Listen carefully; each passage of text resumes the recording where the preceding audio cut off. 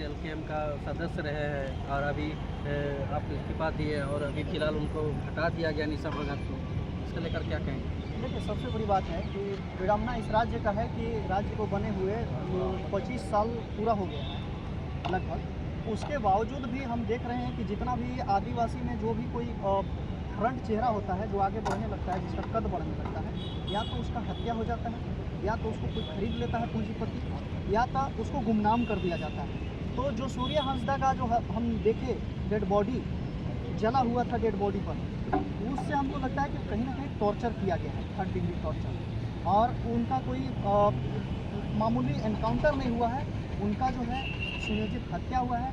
चाहे वो कोई बड़ा सफ़ेद पोस्ट वाले करवाए हों, चाहे वो खाकी पोस्ट वाले करवाए हों, चाहे वो जो राज्य में खनिज संपदा वाले माफिया हैं, चाहे बालू माफिया हो, चाहे कोयला माफिया, चाहे जिनको भी लगता होगा कि ये हमारे रास्ते पे रोड़ा बन रहा है, उन्होंने ही सुनियोजित हत्या करवाया है। सूर्य हंसदा का एनकाउंटर नहीं हुआ है। और एनकाउंटर का एक तरीका होता है कि जब पुलिस जाती है पकड़ने कोई भी अपराधी, कोई भी मुजरिम को, तो उसको हत्या नहीं करना होता है, या तो उसको हाथ या पैर में गोली मार के घायल करके उसको पकड़ा जाता है। लेकिन प्रशासन का जो बयान था वो कहा गया कि राइफल छीन करके भाग रहा था और गोली चली, मुठभेड़ हुआ, उसके समर्थकों ने भी मुठभेड़ किया था, इसलिए उनका हत्या हुआ, एनकाउंटर में मारा गया, जबकि एनकाउंटर नहीं है, वो 3rd डिग्री टॉर्चर दिखा गया था। दूसरा बात आपका जो रहा कि जेएलकेएम के पूर्व सदस्य, ये भी केसेस था, उस समय जेएलकेएम का रजिस्ट्रेशन नहीं आया हुआ था।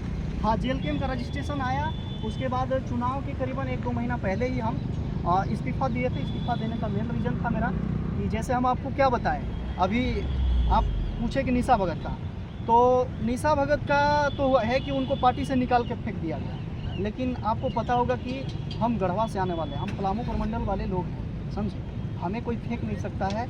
हम किसी को, हम इतना, हमारा इमेज इतना कद नहीं गिरा हुआ है। हम एक गरीब किसान में जन्मे हैं, गरीब किसान के घर से निकले हैं, और हम राजधानी रांची में पढ़ाई कर रहे थे। यहाँ पर हम 60-40 आंदोलन में, शायद आप लोगों ने नहीं देखा होगा, तो 60-40 आंदोलन का लड़ाई हो, जेपीएससी जेएसएससी सीजीएल का मुद्दा हो, देवेंद्र नाथ महतो जी के साथ हमने हर समय आंदोलन में रहा। लेकिन जहाँ तक बात रही निशा दीदी की, तो निशा दीदी को ना, हमारा कहना था कि, मेरा मानना था कि निशा दीदी को ना निकाल के फेंकने से पहले उनको इस्तीफा दे देना चाहिए। लेकिन फिर भी जयराम महतो जी जो है सुप्रीमो जेएलकेएम के, हम उनको देखें कि पहले तो वो हमारे साथ नज़रअंदाज किए। उनके पार्टी में ऐसे कई उदाहरण मिल जाएंगे, चाहे वो धनबाद की रजनी रवानी की बात हो, वो उनका जब कद बढ़ने लगा, जब वो आंदोलन पर बैठी थी, तो उनको जबरन उठा दिया गया, और तमाम न्यूज़ चैनल पे चला होगा कि क्या क्या उनके साथ हुआ था। तो मेरे साथ इस तरह की घटना ना हो, ये चीज़ हम समझ गए थे। जैसे कि हम उदाहरण देना चाहेंगे कि आम आदमी पार्टी का आंदोलन, अन्ना हजारे के आंदोलन से आज केजरीवाल सीएम बने, ठीक है, अन्ना हजारे का नामो निशान मिल गया।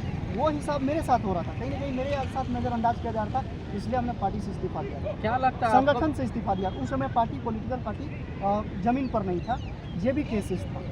तो हम पलामू प्रमंडल के संगठन महामंत्री थे, उससे हमने इस्तीफा दिया था। अभी आप जो देखे होंगे कि यही घटना निशा दीदी के साथ करना चाह रहे थे, लेकिन इनको बर्दाश्त नहीं हुआ, ठीक है। निशा दीदी के साथ नज़रअंदाज करना चाह रहे थे, लेकिन निशा दीदी फ्रंट पर आकर के चैलेंज कर देती है कि कुर्मी आदिवासी नहीं बन सकता, कुर्मी जो है कुर्मी ही रहेगा, आदिवासी बनाए नहीं जाते, आदिवासी बनाए नहीं जाते, पैदा होते हैं। ये निशा दीदी का बयान था, ठीक है। लेकिन जयराम महतो को लगा कि कहीं ना कहीं हम इनका पॉलिटिकल करियर बर्बाद करने में सक्षम हो जाएंगे, इनको हम लेटर पैड से निकाल करके फेंक देते हैं, और तुरंत उन्होंने फेंक दिया। लेकिन आप देख रहे होंगे कि जितना अभी ट्रेंड में जयराम महतो जी नहीं है, उससे ज़्यादा ट्रेंड में निशा भगत दीदी हैं। और ये हम नहीं कर रहे हैं, आदिवासी मूलवासी कर रहे हैं, झारखंड का जो पूर्व से आदिवासी हैं, उनको आप देख लीजिए। जब कल तक निशा दीदी गुमनाम थी, जेएलकेएम के पार्टी से चुनाव लड़ने के बाद उनको कोई जानता नहीं था, पलामू प्रमंडल में तो कोई जानबे नहीं करता था, हम नहीं जानते थे। लेकिन आज आप देखेंगे कि जब निशा दीदी को बाहर निकाल के फेंका गया, आज उनके साथ पूरा झारखंड के आदिवासी मूल निवासी है। आज आप देखेंगे कि अजय तिर्की जो आदिवासी संगठन के कुछ लीडर हुआ करते थे, वो भी उनके साथ हैं।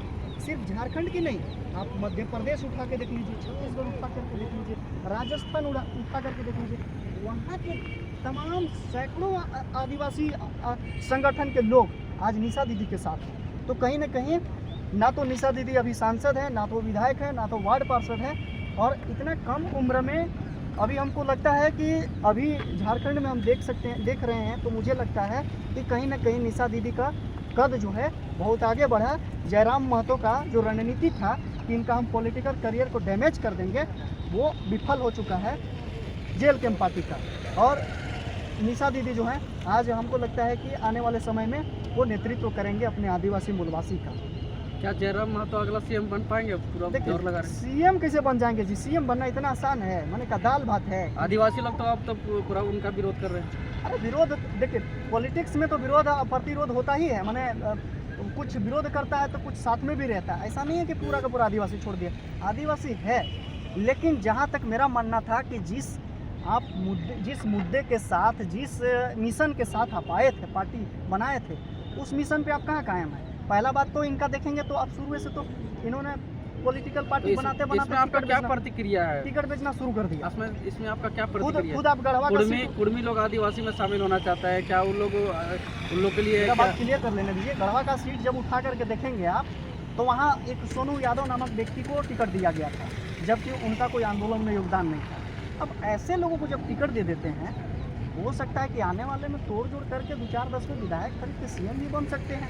ये कोई मामूली, ये थोड़ी है। तो आपका कहना है कि सीट बेचा गया है? हाँ, हम तो कहते हैं कि सीट बेचा गया था। किस आधार पे दिया गया था टिकट सोनू यादव की? ये कोई मीडिया वाला पूछा गया जयराम महतो जी से? कोई नहीं पूछा, किसी को हिम्मत ही नहीं है पूछने का। मैं तो कहता हूँ कि बेचा गया था। उनका क्या था क्राइटेरिया कि हम अपना स्क्रीनिंग कमेटी से जाँच करवाएंगे, कौन आंदोलन में रहा है, कौन पार्टी का प्रचार किया है। पार्टी का प्रचार प्रसार झंडा गाड़ने जब गए थे ना पलामू प्रमंडल में, कहता था कौन दादा और कौन दादा। जब पार्टी का कद बढ़ा, जयराम महतो जी को लगने लगा कि हम बहुत आगे निकलने वाले हैं, वो नज़रअंदाज करना शुरू कर दिए। मतलब वही अन्ना हजारे, तो सेम वही घटना को दोहरा दिए और तगड़ा तरीके से दोहराए निशा भगत के साथ। निशा दीदी को सीधे उठा करके फेंक दिए बाहर। तो अब ऐसे लोगों को क्या कह सकते हैं हम, बताइए? ऐसे लोगों पर तो हमको लगता है कि अब ये ऐसी घटना पर टिप्पणी ही करना ज़्यादा अच्छा नहीं है।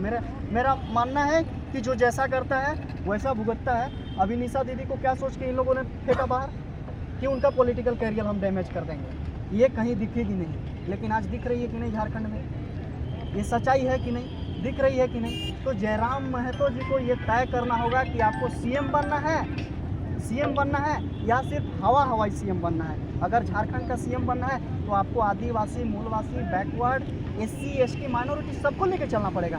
और अगर आपको सीएम बनना नहीं है, सिर्फ हवाई ट्रेंडिंग में चलना है, रील बना के चलना है, तो फिर आप जो कर रहे हैं करते रहिए, स्वागत है। ठीक है, अपना परिचय बता दो। मेरा नाम कमलेश चौधरी उर्फ कमलेश अकेला, गढ़वा झारखंड।